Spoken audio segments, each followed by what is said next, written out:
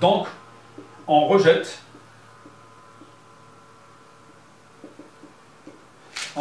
l'hypothèse H0 que mu est égal à 0,35 au profit de H1. Mu est strictement et significativement plus petit que 0,35. Mais comme la question a-t-il raison, il n'a pas raison. Au risque d'erreur, hein, on rappelle toujours au risque d'erreur. Au risque d'erreur de 5%. Donc il n'a pas raison. D'ailleurs, on peut prendre n'importe quel risque et ça va être rejeté, vu la valeur que nous avons ici. Et il n'a pas raison de dire ce qu'il a dit. Donc il a tort. Voilà, pour la question, la 6e question. La 7e question, voilà, j'espère que c'est relativement clair. Pour ce qui est de la 7e question,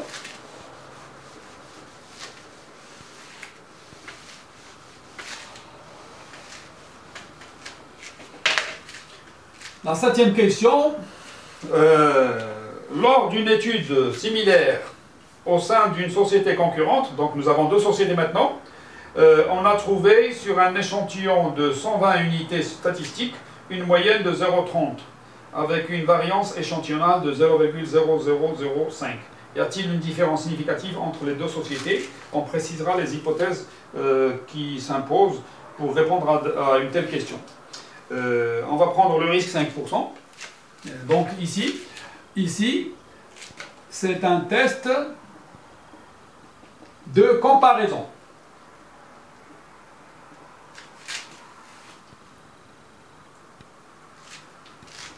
A0, mu1 égale mu2 égale mu, contre H1. La question c'est, y a-t-il une différence significative? Donc, contre mu1 différent de mu2. Donc, ça c'est un test bilatéral symétrique.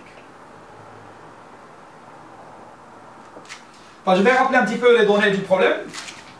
Nous avons pour la première société N1 égale 150 qui nous a donné X1 bar égale 0,33 avec S' égale 0,02 ou bien S' carré égale 0,0004. La deuxième société, N2 est égal à 120, ça nous a donné une moyenne X2 bar est égal à 0,30.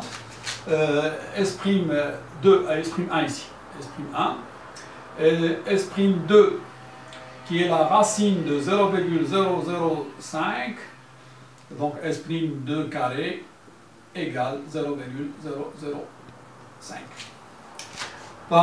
Dans un test de comparaison, normalement la loi qui régit pour la première société, ça va être X1 qui suit une loi normale mu1 sigma 1 et pour la deuxième c'est mu2 sigma 2. Pour la deuxième société, c'est X2, une loi normale de mu2 sigma 2. Quand on veut comparer, même si on parle de moyenne à la base, il faut d'abord comparer les variances, ou les écarts types si vous voulez. Donc première étape,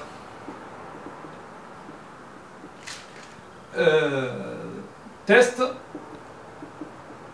de H sigma 1 carré égale sigma 2 carré égale sigma 2 contre H', je vais noter, parce que là, H0 et H1, c'est pris au niveau des moyennes, parce que c'est ça la première, la chose qui nous intéresse davantage, sigma 1 carré différent de sigma 2 carré.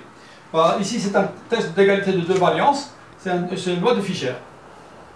Donc, sous H, sigma 1 carré égale sigma 2 carré égale sigma 2, S'1 carré sur S'2 carré, ça suit une loi de Fischer N1-1, N2-1 degré de liberté, ou S'2 carré sur S'1 carré, ça suit une loi de Fischer N2-1 degré de liberté, N1-1 degré de liberté. nous avons la possibilité de prendre l'une ou l'autre pour pouvoir effectuer le test. Là, ici, généralement, on prend toujours le rapport qui est plus grand que 1. Et automatiquement, et ça c'est assez intéressant parce que normalement, c'est un test, quand on voit ici, c'est un test bilatéral symétrique. C'est ça l'idée de base, égalité contre différents. Mais au niveau de la loi de Fischer, parce qu'on n'a pas beaucoup de tests, on n'a pas beaucoup de tables qui correspondent à tous les risques d'erreur, donc on trouve généralement que celle qui met 5% d'un seul côté. Enfin ici, l'idée c'est de dire, on ne va pas considérer que c'est un test bilatéral, mais une forme de unilatérale, c'est on va tester l'égalité contre la plus grande des deux et trop grande par rapport à l'autre. C'est ça l'idée, et donc on va regarder que d'un seul côté. La loi de Fischer, généralement, elle commence à 0, elle est comme ça, avec une certaine machin, là. Donc, au lieu de prendre alpha sur 2 d'un côté, le 1 il est juste au milieu, on va prendre le risque que d'un seul côté. Et donc, on va comparer la plus grande des valeurs à la valeur critique de la loi de Fischer. Enfin, ici, on prend S'2 carré sur S'1 carré qui est égal à 0,0005 sur 0,004 qui va suivre une loi de Fischer. N2 c'est 119, N2 c'est 120 moins 1 ça fait 119 et l'autre c'est 149. Donc une loi de Fischer à 119, 149 degrés de liberté. Et là, c'est égal à 1,25. Hein. 5 quarts, ça fait 1,25. Ça, c'est la valeur calculée. Donc, on va essayer de voir est-ce qu'elle est là, ou bien elle est au-delà de cette valeur critique de la loi de Fischer-Snedekor. On prend la table de Fischer-Snedekor, elle est spéciale. Hein. Donc nous avons les degrés de liberté pour le numérateur en ligne et le degré de liberté du dénominateur en colonne. Enfin, normalement, le dénominateur, ça va de 1 jusqu'à 80. Donc elle ne dépasse pas, elle ne va pas jusqu'à 119.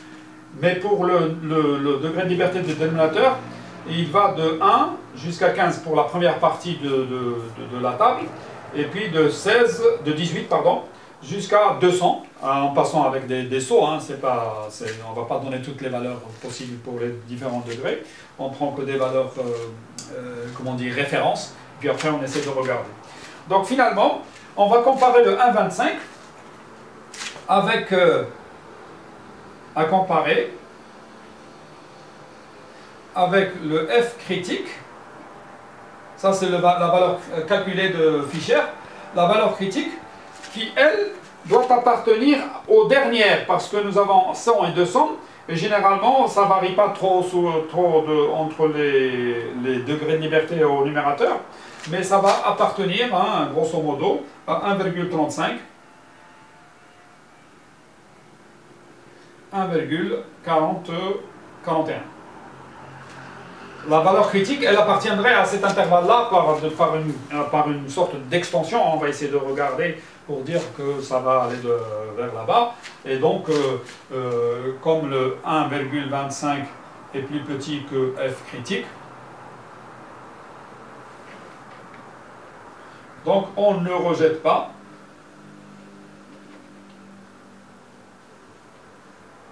l'égalité des variances. Voilà, donc on est quelque part par ici, hein. Nous sommes par là, et donc nous sommes dans la région d'acceptation. On va dire que les variances sont les mêmes. Donc la comparaison va porter que sur les moyennes.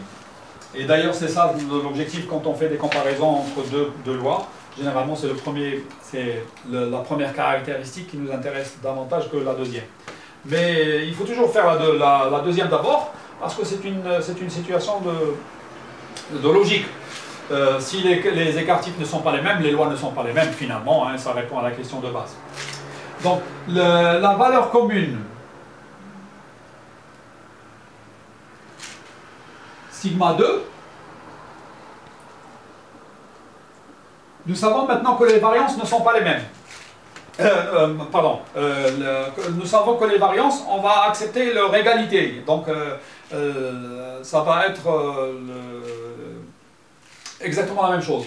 Mais les estimations ne sont pas les mêmes, parce que pour l'une, nous avons 0,004, et pour l'autre, nous avons 0,0005. Donc, il y a une différence.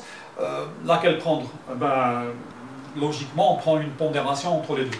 Donc, on va estimer par sigma chapeau carré. Je vais noter sigma chapeau carré. C'est une pondération n1 moins 1 S'1 carré plus n2.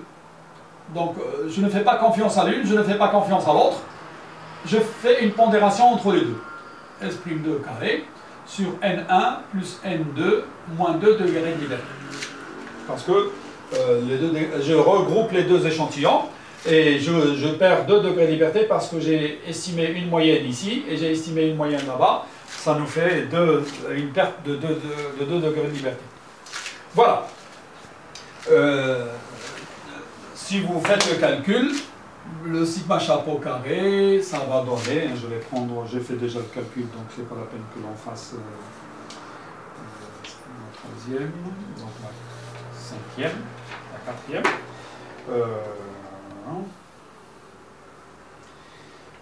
J'ai pris que sigma chapeau. Sigma chapeau, c'est 0, ce qui donne, parce que je vais utiliser que l'écart type, 0,0211.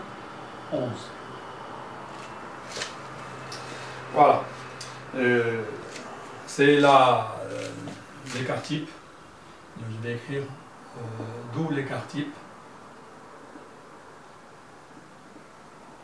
Sigma chapeau égale 0,0211. La deuxième étape, le test de H0 mu1 égale mu2 égale mu contre mu1 différent de mu2.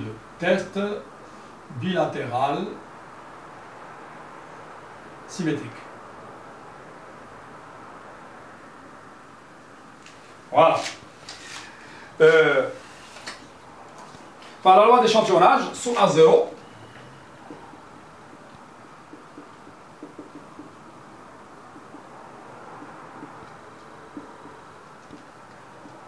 normalement, je fais la différence entre deux lois normales au niveau des moyennes échantillonnales. X1 bar, ça c'est une loi normale mu1 sigma 1 sur racine de n1. Et mu2, x2 bar, ça suit une loi normale mu2 avec un écart type de sigma 2 sur racine de n2.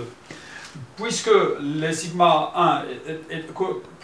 1 est égal à sigma 2, donc normalement les écarts types pour ces deux lois, c'est sigma sur racine de 1 pour la première et sigma sur racine de 2 pour la seconde.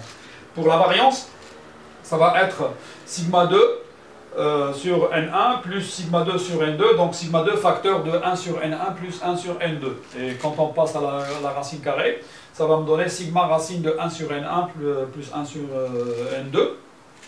C'est une loi de la différence. Donc, la loi d'échantillonnage,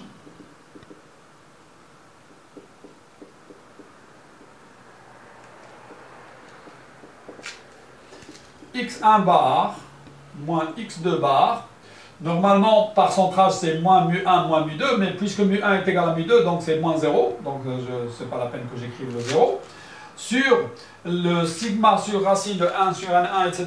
Mais puisque le sigma est inconnu, mais estimé par sigma chapeau, donc je vais mettre sigma chapeau, racine de 1 sur n1 plus 1 sur n2, ça suit une loi de Student, n1 plus n2 moins 2 degrés de liberté, loi de Student.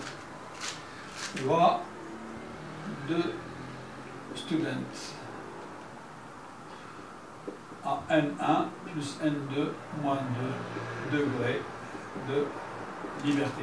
Et le critère de décision, ça va être, si la valeur absolue est plus petite que la valeur critique donnée par la table de student, je ne rejette pas H0, et c'est si plus grand, je rejette l'hypothèse H0 au profit de H1. Donc, application numérique. X1 bar, c'était 0,33. X2 bar, c'est égal à 0,3. S', sigma chapeau, pardon. Sigma chapeau, c'est 0,0211. N1 égale 150. N2 égale 120. Donc, valeur absolue de 0,33 en calcul, moins 0,3 divisé par 0,0211 racine de 1 sur 150 plus 1 sur 120. Il ne faut pas se tromper à ce niveau-là. C'est une valeur qui va être de l'ordre de 11,67. Refaites les calculs. Qui est largement plus grande que 1,9719. Celle-là, c'est pour le degré de liberté 200. Parce que ici, le degré de liberté est égal à 150 plus 120, ça me fait 270. Moins 2, ça fait 268. Et 268, je vais prendre le plus proche, ce qui est 200. Ça, c'est pour 200. C'est le plus proche de 268. Sinon, je vais prendre la valeur de la loi normale, parce que maintenant, au-delà de 200, je peux considérer que c'est vers l'infini qui est la dernière ligne de la loi de Student. Je peux prendre 1,96 qui correspond à la table de la loi normale 0,1. Et donc, comme c'est plus grand, donc on rejette largement l'hypothèse mu1 égale mu2. Et on conclut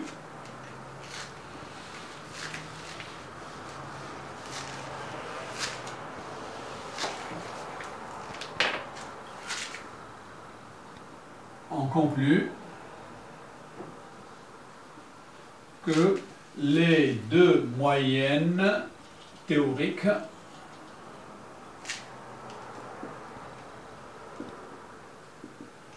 sont, ou les productions moyennes, ou que généralement les questions concernent que la moyenne en fait, mais on fait toujours la première étape, sont significativement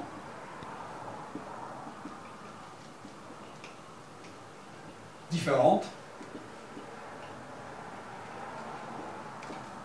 au risque d'erreur de 5%. Et c'est la conclusion qui concerne cet exercice. Généralement, quand on rejette la variance et qu'on aimerait faire aussi malgré tout le test au niveau des moyennes, il y a un test, ça s'appelle le test d'Aspin-Welch. Il est spécial dans le cas où les deux écarts types ne sont pas les mêmes. Parce que normalement, le fait qu'il n'y ait pas les mêmes écarts types ou les mêmes variances, ça veut déjà dire que les deux lois ne sont pas les mêmes. Parce qu'une loi, elle est donnée par, surtout quand on fait de la statistique inférentielle, nous considérons que c'est des lois normales avec comme premier paramètre la moyenne théorique et comme deuxième paramètre l'écart type. Et si jamais l'écart type n'est pas le même, enfin, automatiquement ce ne sont pas les mêmes lois, parce que la dispersion n'est pas la même. Et donc ça ne correspond pas à la même chose. Et donc Aspin-Welch, ce sont deux statisticiens qui ont développé un autre test qui ressemble un petit peu.